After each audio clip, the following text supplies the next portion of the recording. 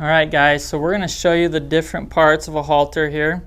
And the reason why you need to know the different parts is we're going to break that down when we're braiding the different pieces of a halter. So what you're going to start with is you're going to start with the noseband right here, and this is going to be that basket weave. You're then going to go into this chin piece right here. Okay, and then you're going to dive into this little loop here. From this loop, you're going to go down here to this hobble. Okay, and then we've got 2 throat pieces, and we've got 2 cheek pieces. Okay, so we've got cheek, we've got the throat, we've got the hobble, and then we've got the chin.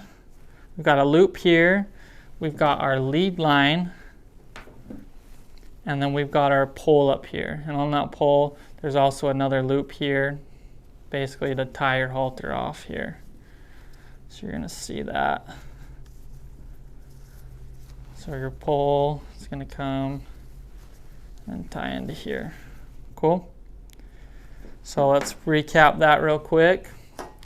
So here we've got the pole. Okay.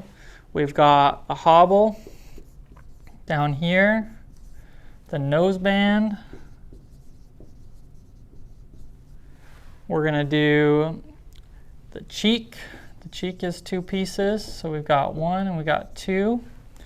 And then we've got the throat,